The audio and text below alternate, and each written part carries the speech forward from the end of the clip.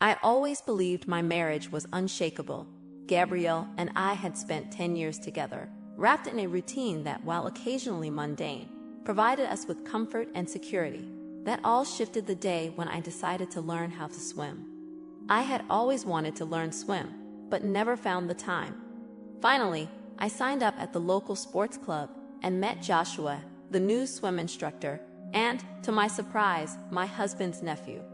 Joshua was everything Gabrielle was. Joshua, the swim instructor with a smile so bright it could light up a pool hall. Young, athletic, with dazzling, mesmerizing blue eyes. At first glance, I felt a special connection with him. I convinced myself it was just admiration for his skill in the water and his teaching. The first few classes were ordinary enough, yet I couldn't help but notice how his swimsuit fit his toned physique just right.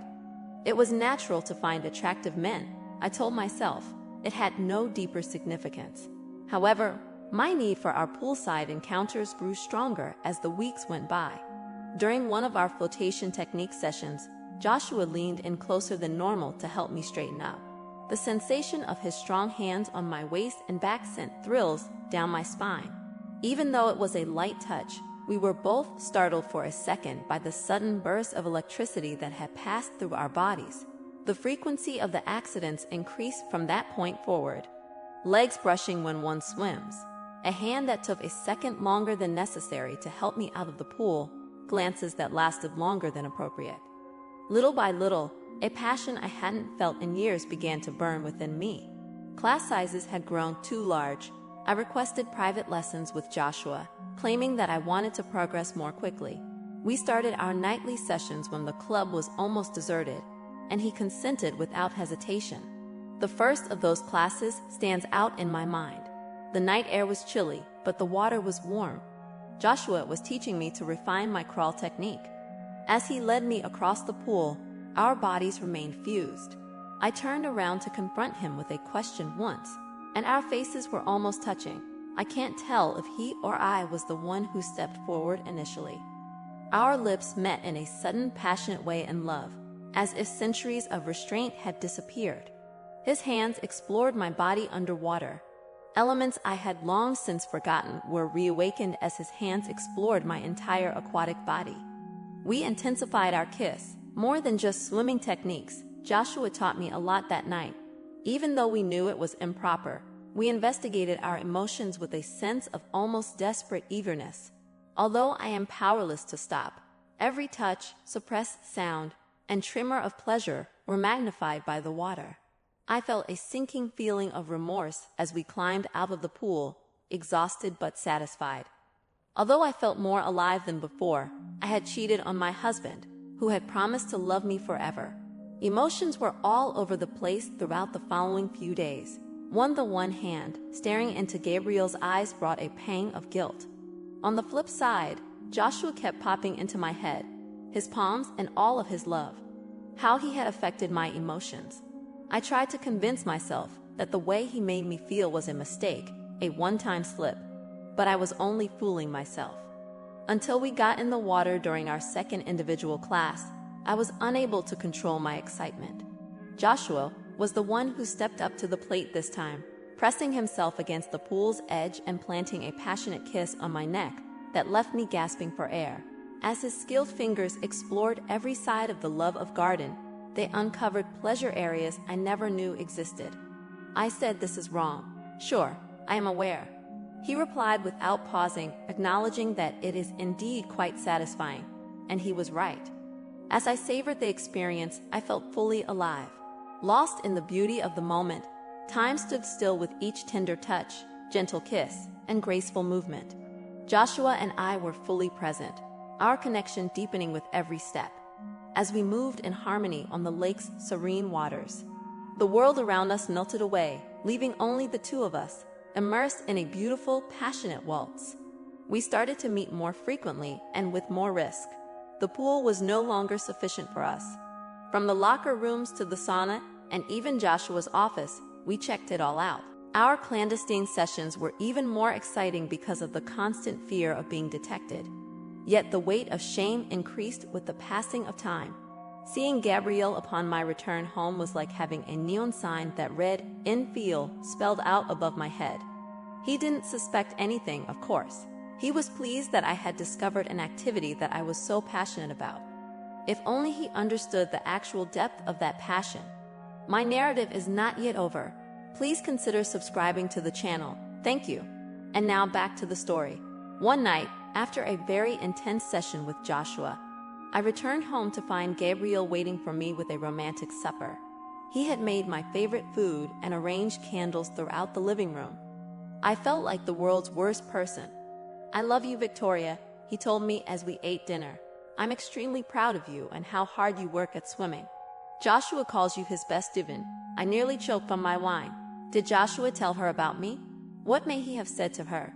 Panic struck me for a second until I noticed Gabrielle was still smiling, oblivious to my fears. "Thank you, honey," I managed to respond. Joshua is an exceptional teacher. That night, while Gabriel slept soundly alongside me, I couldn't help but compare him to his nephew. Gabriel was a good man, diligent and responsible, and he loved me unconditionally. Joshua, on the other hand, symbolized passion, adventure, and the forbidden. I was divided between the comfort of my marriage and the thrill of my affair. Days progressed into weeks, and then into months. My double life started to take its toll. I lived in continual terror of being discovered. I started making reasons to spend more time at the club, which increased my guilt. Joshua seems to be fighting with his own issues. Sometimes, after our rendezvous, I would catch him looking at me with a mix of want and regret. We knew we were doing something wrong, yet we couldn't seem to stop. Joshua broke the stillness one afternoon while we were resting in the locker room after a particularly strenuous workout. "Victoria, this cannot carry on like this," he replied, his voice full of emotion. "We are hurting those who do not deserve it." I knew he was correct, but the prospect of terminating our affair was causing me physical pain. "I know," I responded with tears in my eyes, "but I'm not sure how to stop it." We were silent for a long time, each engaged in our own thoughts. Finally, we made the decision we knew was coming. We needed to end our connection. That night, we said our goodbyes with one final passionate kiss. We knew it would be our last. It was bittersweet, full of all the longing and regret we had accumulated over months. Returning to normalcy proved more difficult than I had anticipated. Every time I saw Gabriel, I was filled with feelings of remorse and longing. Longing not only for Joshua, but also for the woman I became while with him. Passionate, bold, and free. I chose to put all of that energy into my marriage. I began planned surprise dates and became more kind and attentive to Gabriel. He saw the difference and welcomed it with enthusiasm, believing that I had just rekindled the flame of our early years together. However, my mind kept returning to Joshua. I remembered our rendezvous at the pool, the way his hands were searching to me, how he made me feel alive and desirable. It was a bittersweet recollection. A combination of pleasure and shame dogged me throughout my most vulnerable moments. One night, as Gabrielle and I were watching a movie on the couch, I got an idea. "Honey," I tried to sound nonchalant. "What do you think about setting up a jacuzzi on the patio?" Gabrielle glanced at me with amazement. "A jacuzzi? Well, it could be fascinating. Where did the idea come from?" I shrugged, pretending indifference. I thought it would be good to unwind after a busy day. Plus, I could do some swimming exercises there.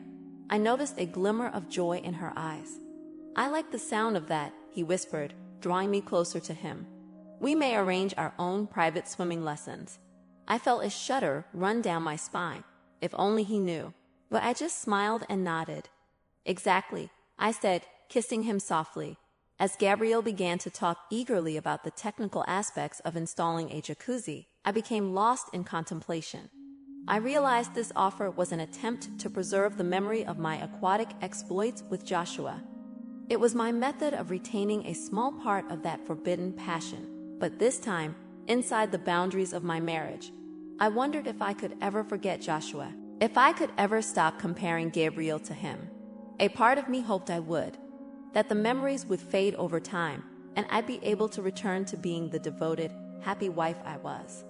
Another portion, however, valued the recollections. "It's exciting," the passion. Joshua had instilled in me a sense of aliveness. As Gabriel continued to speak, I moved closer to him, absorbing his familiar aroma. He was my rock, my constant, the man I decided to spend my life with, and a part of me would always crave the thrill of the forbidden. I knew I made the correct decision when I ended my romance with Joshua. Yes, the hot tub would serve as a reminder, but it would also provide an opportunity for a fresh start, a method to reintroduce some of that passion into my marriage, to rekindle the spark Joshua had lit. But this time, I was with the man I had pledged to love and respect. As Gabriel hugged me tight, I closed my eyes and had one final thought about Joshua, about our covert encounters, regarding how he had made me feel. Then, gently, I let those ideas dissipate.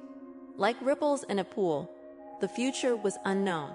However, I was resolved to swim in calmer waters from now on. With Gabriel by my side, perhaps I can strike a balance between the security of familiar love and the excitement of passion.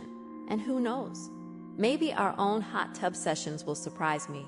As the film came to a close, I understood that my own story of love, betrayal, and redemption was coming to an end. However, unlike the movies, real life does not have a clear ending. Every day represents a new opportunity to write the next story. When I looked at Gabriel, who was now resting quietly alongside me, I felt a wave of affection. Yes, I had made mistakes, eaten the forbidden fruit, and danced perilously close to the edge of infidelity. But now I was back in the arms of the man I had sworn to love through sickness and health, fidelity and temptation. The memory of Joshua will always be with me, like an invisible scar on my heart. Scars, however, serve as a reminder that we have survived, learnt, and grown. And I'd grown.